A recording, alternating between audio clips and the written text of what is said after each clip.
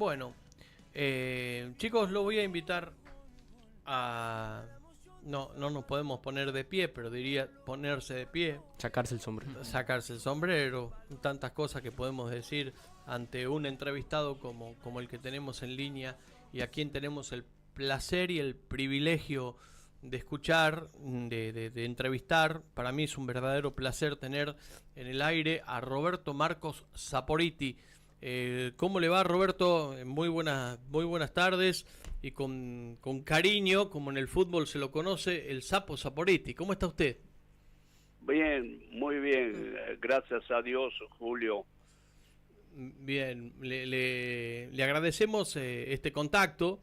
Tenemos muchos chicos jóvenes en la mesa y seguramente, nada, estarán ansiosos de escuchar muchas cosas lindas que vivió usted en el fútbol y que usted le dio al fútbol, Roberto.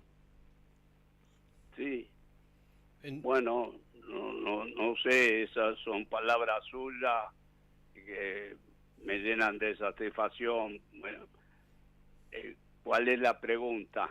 La esencia de lo que sentía cuando dirigió, la esencia de lo que sentía futbolísticamente. ¿Cómo jugaban sus equipos? Mire, a mí me marcó, yo viví con mi esposa Liliana, que actualmente es mi esposa, gracias a Dios, hace casi 60 años. Yo estaba jugando en Europa, jugué en Portugal, Francia y Bélgica, y en Bélgica me recibí en la Academia Royal de Entrenadores 3 años, fui en el idioma francés y me recibí de preparador físico y técnico. Obviamente la preparación física nunca la ejercí porque tuve grandes preparadores físicos en toda mi carrera, sea en México, en Colombia y en Argentina especialmente, ¿no? Sí. Así que gente que sabía más que yo. Y bueno, a mí me marcó el área de Johan Cruyff. Yo nunca vi y haciéndola corta, actualmente iba a los entrenamientos y vi el Ajax de Johan Cruyff,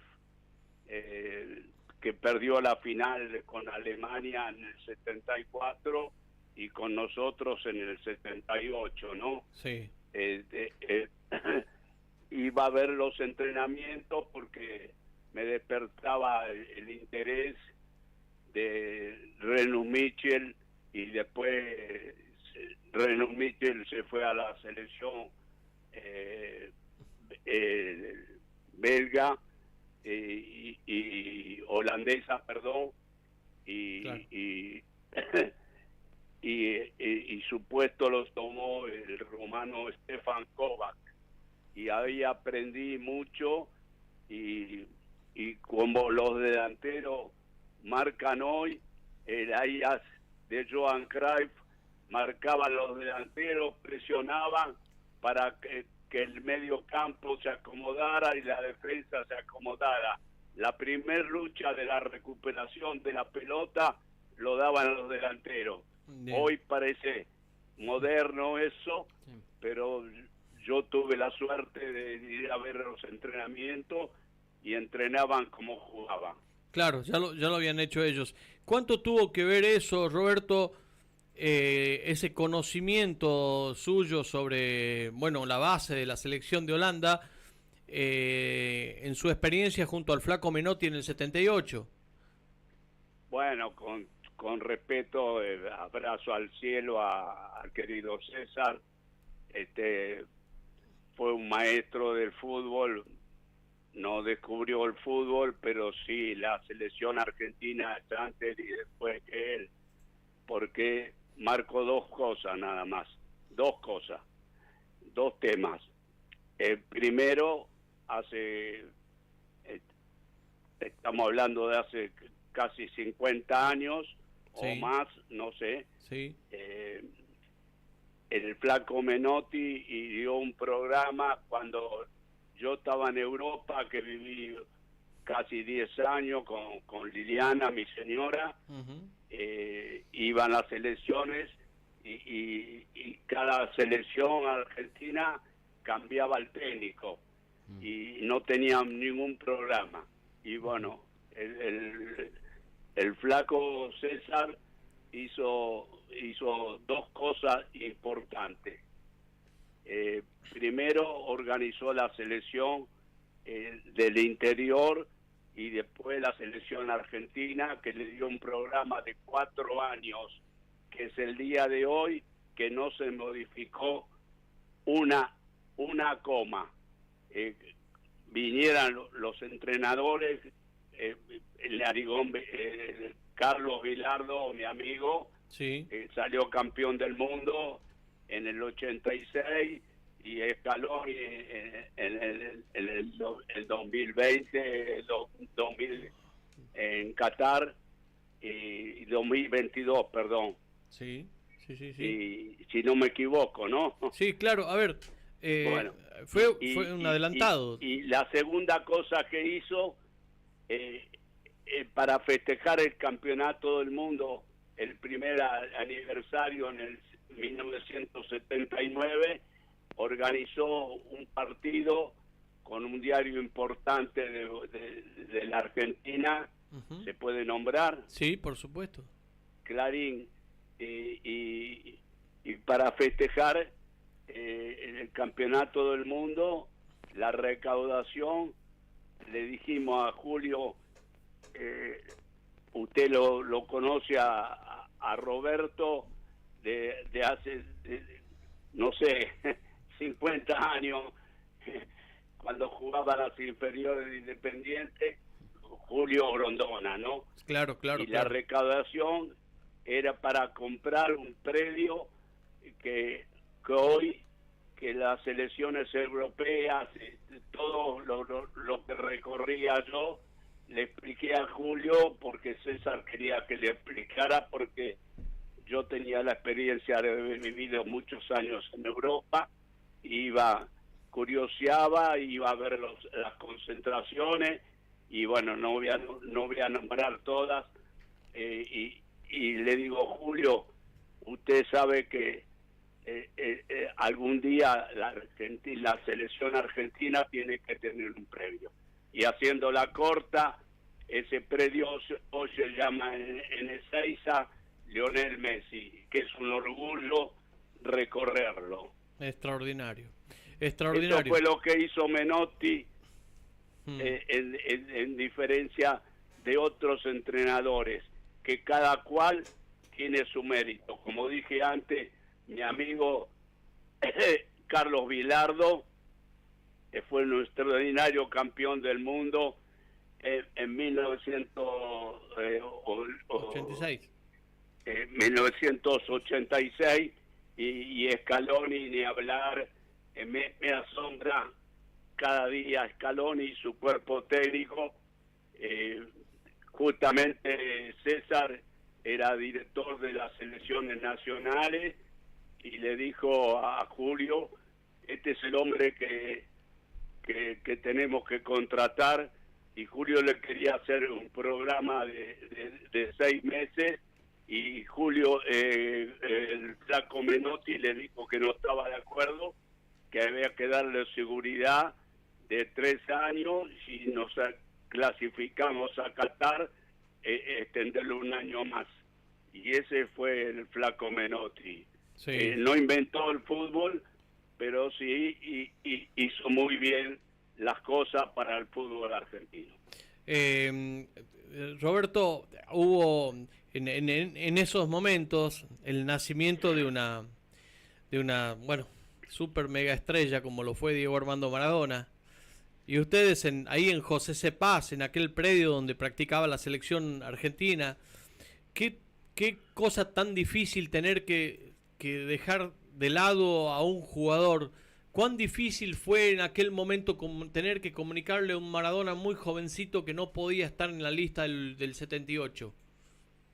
Y fue una decisión muy dura del flaco Menotti. Imagínese que nosotros fuimos al debut de la vieja cancha, en la vieja cancha de Argentinos Juniors, que hoy está un estadio que es ejemplo.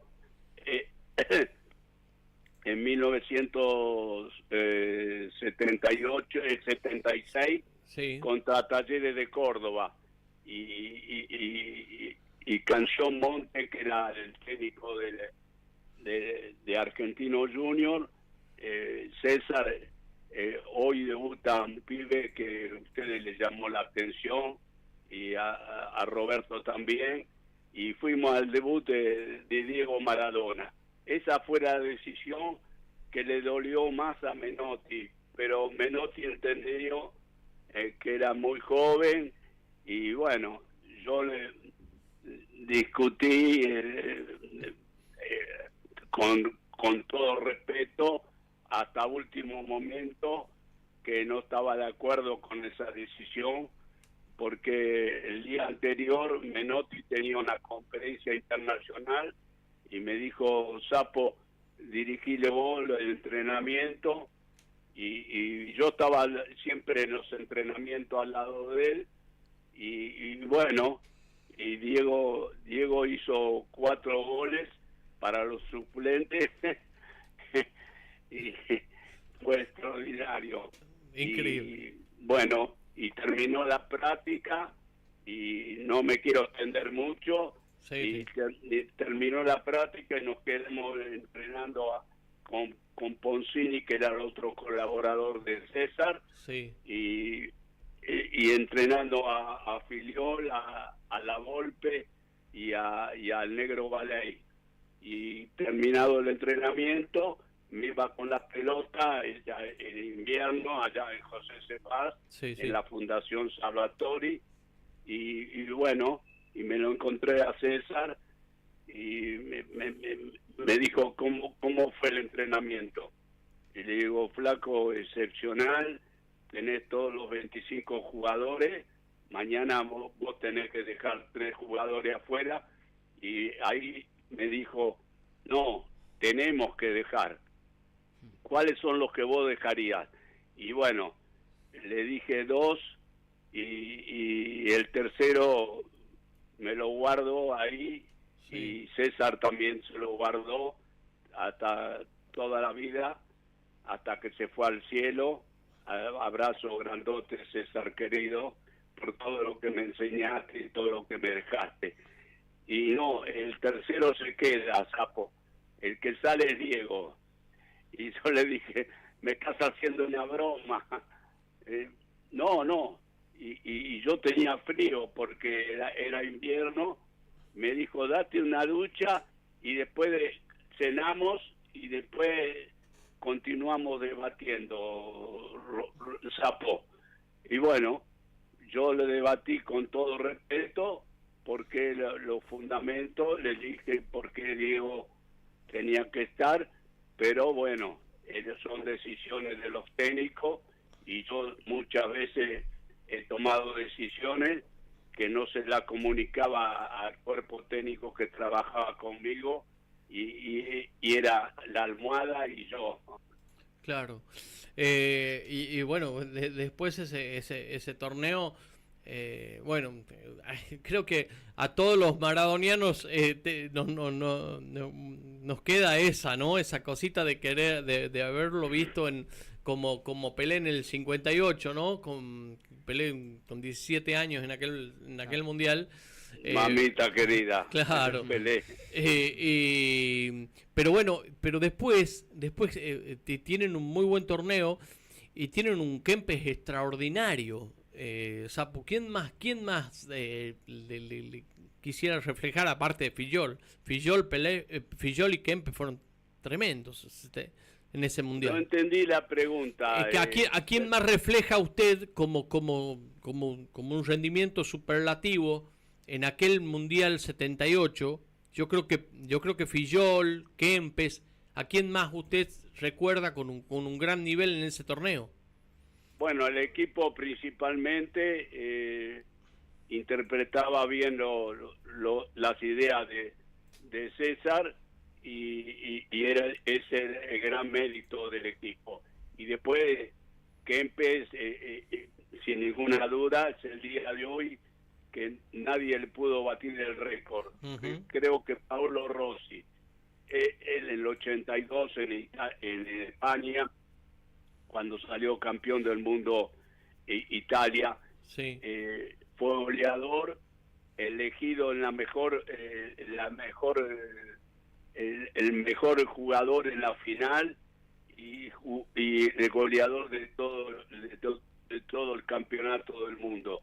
Y esos son 3 récords, y lógicamente, como usted nombró, Filiol, Pasarela. Era de lo que me olvidaba. Mira lo que me olvidaba.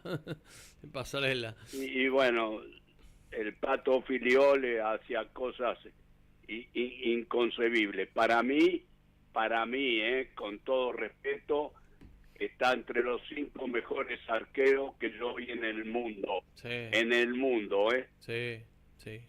Bueno, y Roberto, hay una anécdota de esa final de Holanda, ¿no? Porque se venía todo Holanda encima, como que había un jugador que no iba a jugar, pero que después termina jugando. ¿Cómo fue eso? ¿Lo recuerda? Y bueno, sí, me recuerdo como si fuera hoy. El flaco Menotti se ponía en la punta de un banco, y ese día se puso en el banco, en la punta del banco, que era el Río de la Plata, y yo me ponía en la otra punta para ver el partido de 2 diferentes formas. Y después le comentaba en el entretiempo, César le gustaba que yo en 3 minutos le comentara lo que yo había visto, y él muchas veces estaba de acuerdo y otras veces no. Y bueno, le dije que Naninga ni iba al banco de suplente, y entonces en un momento del partido, Sapo, ¿y qué querés, César? Mirá al costado tuyo, al costado mío estaba Holanda, sí, en el banco, y estaba Naninga haciendo recalentamiento. Bueno, para hacerla cortísima, entró Naninga y nos rompió el arco de un cabezazo al Pato Filiol y a la selección argentina. Y me dijo, ¿para qué te hice caso? Porque él quería a Daniel Killer ponerlo en el banco de suplente, y Daniel es el día de hoy que me lo reclamaba. Bueno. Claro, Killer para tapar un posible ingreso de Naninga, precisamente. Exacto. Él quería llevar a Daniel al banco era un estudioso del fútbol, como los grandes técnicos que hemos tenido, como Bilardo, como Scaloni, como Bielsa, como Coco Basile, bueno, todos los grandes entrenadores que tuvimos en la selección argentina, gracias a Dios. Y bueno, y me mandó a la Quinta del Diablo. No puedo decir las palabras porque por ahí hay juventud escuchando y es un mal ejemplo. Y me mandó a la Quinta del Diablo. Pero bueno, después se pudo festejar ese campeonato. Sí. Y Roberto, también le tenemos que contar a la gente que usted fue testigo presencial, quizás del más importante, porque fue el que promovió aquella reunión de la que quizás todos los futboleros nunca nos hubiésemos imaginado que podría haber ocurrido, y ocurrió en esa cena con Menotti y con Bilardo en su casa, con su señora allí, con las mujeres de ambos, ¿no? Sí. Carlos vino con la esposa de toda la vida, Gloria, sí, que la conocimos juntos, cuando jugábamos el Deportivo Español. Ajá. En el año 1963 y el flaco con su esposa de toda la vida también. Sí. Y bueno, y me dijo mi señora, preguntarle a la señora qué quieren comer. Y todo, Gloria y Graciela, la esposa del flaco, dijeron pasta. Y bueno, mi señora preparó pasta y llegaron a las 20:30 y se fueron casi a las 2 de la mañana. Y yo escuchando a estos dos gigantes del fútbol debatiendo posiciones en forma educada. Fue una noche memorable. Y si hubiera tenido los celulares, todavía lo estoy vendiendo. Claro, porque claro, fue en aquel momento Menotti dejaba la selección y el que asumía la selección era Bilardo, era contarle lo que dejaba, ¿no? Exactamente. Y bueno, debatieron educadamente, con un respeto, y después entraron en el juego de cierto periodismo, Sí, no el periodismo sí. total, y yo nunca entré en ese juego, porque lo que me hace mal y lo que no me hace crecer, no participo. Eso me lo enseñaron en Europa, Sí. que me di cuenta cuando fui a Europa que era un analfabeto total. Roberto, tuvo la posibilidad, esto le debe haber dolido mucho, ¿no? Esta diferencia que tuvieron ambos, siendo amigos de los dos, ¿no? ¿Tuvo la posibilidad de hablarlo personalmente? ¿Usted intentó interceder personalmente con uno y con otro como para que, bueno, eso no sea tan marcada esa diferencia? No, porque se desviaron ya del fútbol y los dos inocentemente entraron en el juego, como volví a repetir ahora, en el juego de cierto periodismo. Sí. Y yo, como dije antes, en Europa me enseñaron, Sapo, lo que no te hace crecer, no lo escuches, ni lo veas, ni lo leas. Y lo aprendí. Como amigo de Carlos Bilardo, Carlos Bilardo lamentablemente también no fue bien tratado, diría maltratado por cierto periodismo en la previa del 86. Inclusive hay imágenes de él discutiendo, desafiando a gente que realmente lo criticaba de manera muy dura.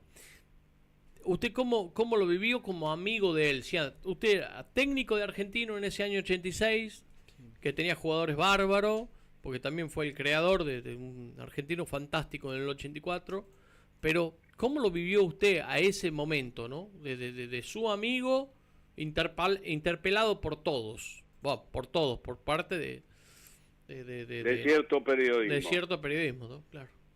Exactamente, lo viví con mucho respeto y Carlos, yo fui a asistir al Mundial de 1986 en vivo y fue muy inteligente, como toda la vida, muy inteligente y cambió los planes de juego y ya no hizo marcas personales 5, sino que presionaba en la zona. Ruggeri y Cuchufo presionaban, uno tomando al 9 contrario, al otro punta, y el Tata Brón, que en paz descanse, Sí. sobrando afuera, y fue muy inteligente porque descubrió, viendo un mundial de adentro, eso, la sabiduría de Carlos Bilardo, para ver un mundial de adentro que no tenían fuerza ofensiva y solamente Francia y Alemania, que tenían jugadores de gran inventiva, le podían hacer daño, y bueno, nos hizo daño con la pelota parada, que según decía Bilardo, Carlos, mi amigo, trabajaba 4 horas, y bueno, y la selección argentina de 1986 jugó un fútbol extraordinario, Sí. largando las marcas personales, como volví a decir, anteriormente solamente había 2 marcas, y bueno, ese fue el narigón, Carlos Bilardo. Roberto, ¿y usted le provee a la selección, a esa selección, a ese amigo, a ese técnico, un volante central que usted lo tenía en Argentinos y que fue una pieza importantísima de esa selección? ¿Usted pudo hablar con él de lo que le podía dar Batista al equipo, o él se lo pidió, él le preguntó algo? Batista era muy joven, tenía 23 años. Sí, pero Batista, yo le conté a Carlos en su momento, para mí estuvo entre los 3 volantes centrales que yo vi, o 5 que yo vi en el mundo, mejores. Leía el partido, jugaba a 1 o 2 toques. Ese era el Checho Batista. Y en el Mundial dio una clase de fútbol jugando a 1 o 2 toques. Usted se fija en los videos, nunca retenía la pelota el Checho. Claro. La sacaba de un lado, la derecha, y lo volcaba para la izquierda. Y la izquierda la volcaba para la derecha, siempre abriendo el canto. Eso lo aprendí en el Ajax, viendo los entrenamientos, el Ajax de Johan Cruyff. Para ser profundo hay que ser ancho, y cuando tenía la pelota el Ajax, los laterales se iban a la línea y los punteros se iban a la línea, abriendo el campo de juego. Y eso humildemente lo practicaba con César, que me decía: Sapo, todo lo que vos viste, practicalo. Y bueno, humildemente, lógicamente, César tenía un bloque en la cabeza, viajaba por su cuenta a Europa y veía los entrenamientos, pero él decía: Sapo, no puedo comparar los 8 años que vos estuviste en Europa conmigo. Y bueno, pero el flaco fue un gigante. Bueno, pero también tenía ese Argentinos Juniors, un 10 maravilloso, que bueno, pero en la selección estaba Maradona, que era el Vichy Borghi. El Vichy Borghi también, muy jovencito, que usted lo tuvo todo ese año del 86, ¿no? A ese equipo de Argentinos. Sí, pero bueno, la selección tenía Maradona. En el 84 era muy joven, y yo tenía a Pasculi y a Morete en el banco. Claro. Imagínese, Pasculi, el goleador del campeonato nacional. Sí, sí. Y me costaba explicarle a Claudio, que era muy jovencito, que tenía que quedar afuera del banco, y bueno, y lo mandaba al doctor Avanzi a desayunar con él, y le ponía un remis y lo mandaba a entrenar a la tercera, a jugar a la tercera, y él hacía la rabona de 50 metros.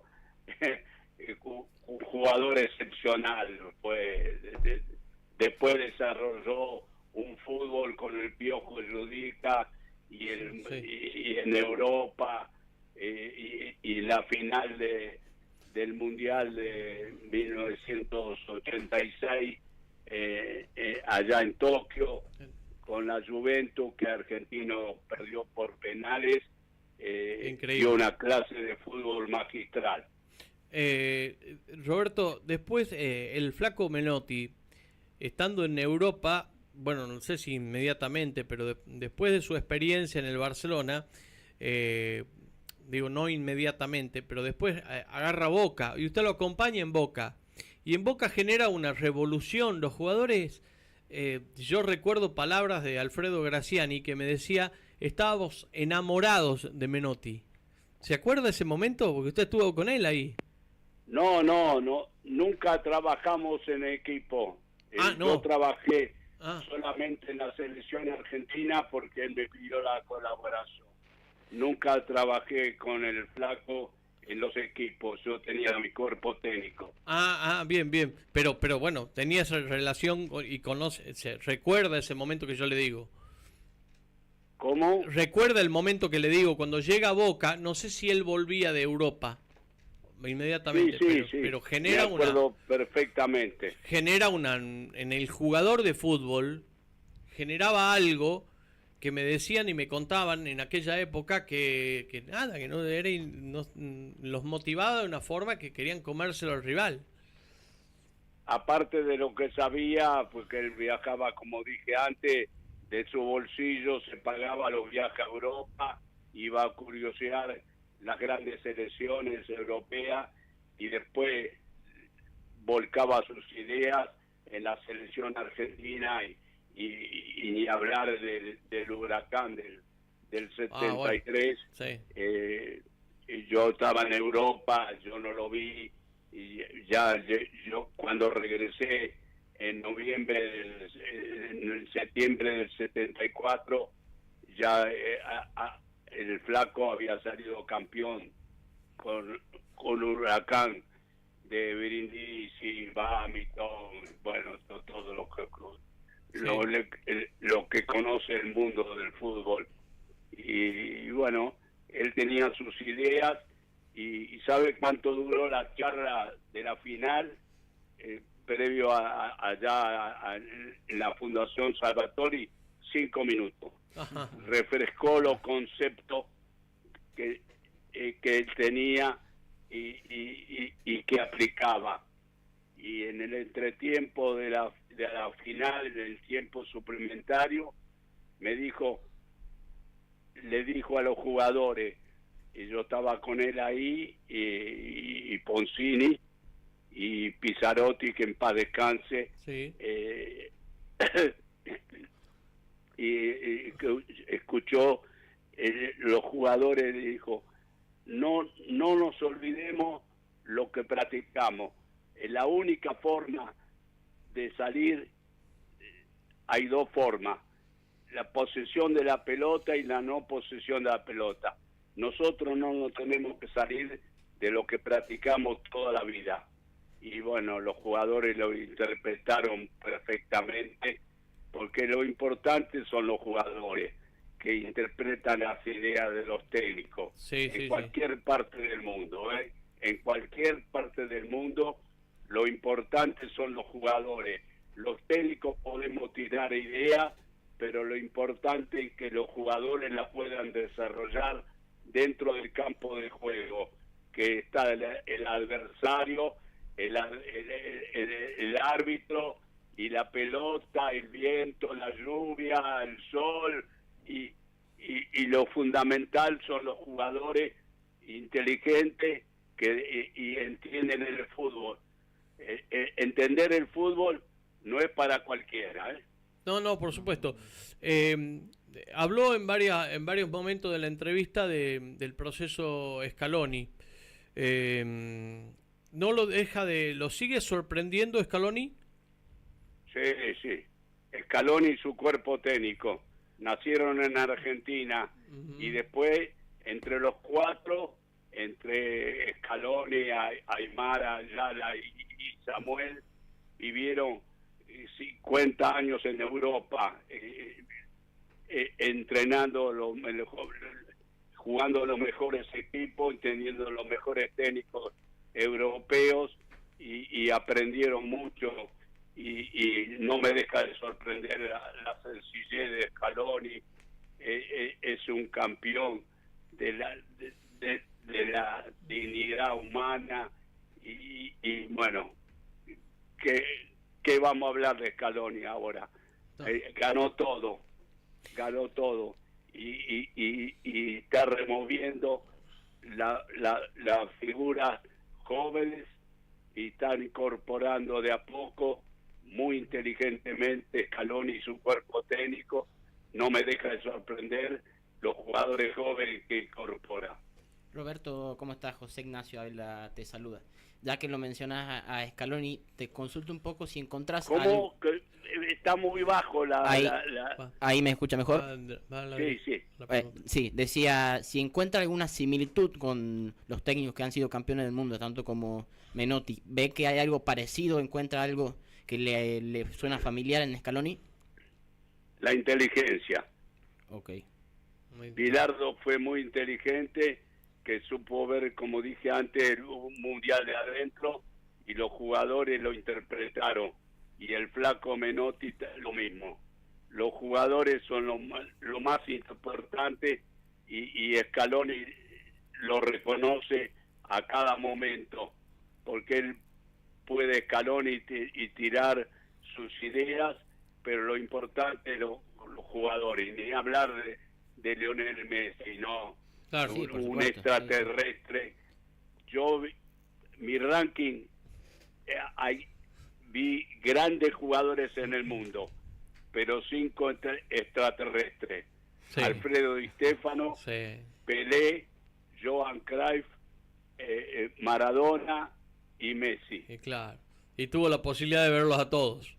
Gracias a Dios lo vi a todos, y a Alfredo lo enfrenté Ajá. en el Santiago Bernabéu con el Real Madrid, multicampeón de Europa, con el Deportivo Español de Buenos Aires, que habíamos salido campeón y subido a primera división en la época de don Rafael Pérez Roldán, y de premio nos dio, aparte de lo económico, un viaje por Europa. Mirá. Que jugamos contra todos los equipos españoles, y el último partido de la gira contra el Real Madrid de Alfredo Di Stéfano, Puca, bueno, aquel gran equipo pentacampeón de Europa. Roberto, para terminar, una cosita más. Digo, usted que lo conoció desde adentro, cuando jugó con él, con Carlos Bilardo, al día de hoy todavía se cuentan con alguna risa cómplice de parte de los jugadores, cositas que él les decía, cosas que tenía en el entrenamiento, ese tipo de cosas que han quedado mucho en la gente, ¿no? En eso como Bilardo, Carlos Salvador Bilardo, era así en el día a día con los amigos, era así tan detallista, tan puntual como lo cuentan los jugadores, digamos, de dentro de los entrenamientos. Yo conocí el otro Bilardo. Ajá. Él no consiguió nunca llevarme al hipódromo. Los amigos de él, todo florista, vendían flores en el cementerio de la Chacarita y en el cementerio el otro cementerio. Sí. Y bueno, y Bilardo iba a las carreras de caballo. Mira. No, yo conocí el otro Bilardo. Nos reíamos mucho. Estaba en tercer o cuarto año de la facultad, que después se recibió de doctor, ¿no? Sí. Muy inteligente. La virtud más grande de Carlos, yo no concuerdo para nada con un panelista, sobre todo que está en la televisión. Ajá. Que dijo que entrenaba 5 horas la pelota parada. No. La virtud de Bilardo, la más grande virtud para mí, que no tengo la verdad, nadie tiene la verdad, solamente Dios allá arriba, la inteligencia. Bueno, Roberto, la verdad que para mí es un verdadero placer, la verdad que hace tiempo que lo queríamos tener, contándonos todas estas cosas, y para mí es una perla que me guardo esta entrevista. Muchísimas gracias por estos minutos, para LB12, para nuestra audiencia, para Tucumán. y bueno, todo lo que la van a poder disfrutar. Muchísimas gracias por su palabra, muchísimas gracias por abrirse de esta manera, contarnos tantas cosas. No, un abrazo para la gente de Tucumán y que sigan apoyando el fútbol en esa bendita provincia de la Argentina, como se llama Tucumán. Así que gracias. Y lo último que quiero decir, sí. Scaloni no me deja de sorprender, y su cuerpo técnico. Sí. Y son argentinos, todos argentinos. Así es. Muchas gracias, Roberto. Un gusto enorme. Gracias a ustedes. Gracias. Ahí Chao. está, la palabra de Roberto Marcos Saporiti, el Sapo Saporiti. Para que ustedes tengan claro, lo dijo. Lo vio a los 5 más grandes. Impecable. Sí, impecable. Fue amigo de Bilardo y Menotti y tuvo la posibilidad de armar esa reunión, esa charla, esa cena, que es la única que hay de un encuentro entre Menotti y Bilardo. Lo que después, a los que amamos el fútbol y abrazamos con tanta pasión el fútbol desde hace tantos años, nos ha marcado esa grieta. A mí, generacionalmente, me ha marcado esa grieta. Era o Menotti o era o Bilardo. Y esa grieta fue tan fuerte que hacía, hasta en los jugadores se metía, porque fue una pelea muy marcada entre uno y otro. Son dos estilos totalmente distintos, dos campeonatos totalmente distintos. Bueno, el Sapo Saporiti, a quien tuvimos en línea, fue el que los juntó a los dos. Bueno, podría haberle preguntado más cosas, pero bueno. Va a tener que hacer un aplauso, Julio. Bueno, vamos a la pausa. Estamos, recontra atrasados. Con Pablo Paz en la consola de sonido, ya volvemos.